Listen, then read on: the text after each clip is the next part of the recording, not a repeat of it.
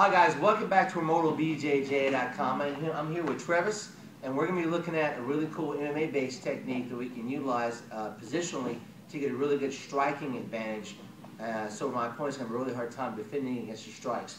So Travis is going to be on the bottom of my cross side, and what I'm going to do is I'm going to secure my left arm around his head, and my right arm is underhooking him. All right. If my head's nice and low and tight, he's going to have a very little opportunity to punch me.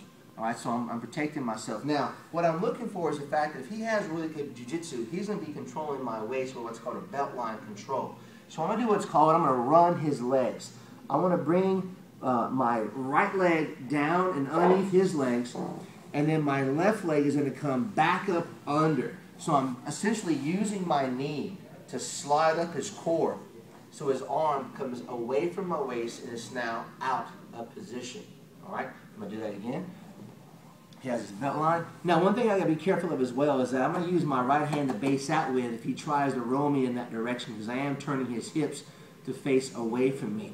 All right, so I can open my hands, control. Then I have my basing hand if I need it. I slide through, push his legs over, bring my left knee down low, and then I slide it up. So now you can see how his arm is out of shape, right? It's no longer against my waist. I'm now going to basically pinch my elbow tight and slide my right knee under, which is essentially a position called scarf hold. I'm now going to take my left hand and push down on his wrist, but I want to keep a bend in his arm. So it's somewhat like an Americana position with a 90-degree bend.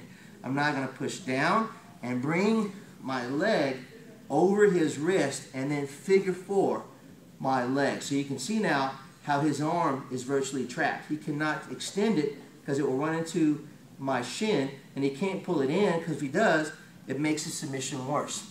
I'm now going to bring my hand behind my head, and now I have the opportunity to pummel him down with my hand or my elbow based upon your level, or I can submit him by reaching down, controlling his wrist, and then thrusting my hips forward, which creates the tap. So I have a wrist lock option, I have an Americana option, and of course I have the punching option with the elbow or with the fist based upon my level, professional or amateur.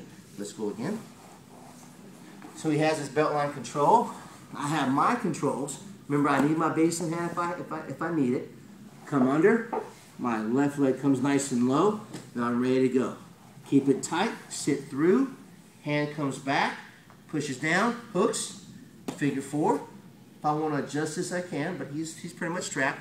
Right hand goes behind my head. I now have elbow and punching options, or I can reach down, submit the wrist, or submit the arm with the Americana. Again.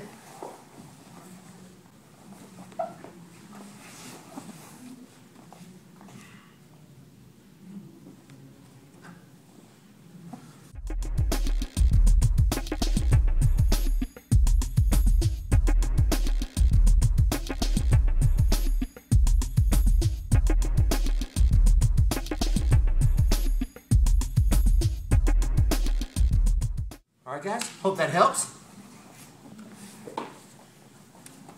You know, BJJ is a great element to have. In fact, I think it's absolutely necessary. Here in North Carolina, we have a really solid MMA scene. Unfortunately, a lot of guys don't have good jiu-jitsu.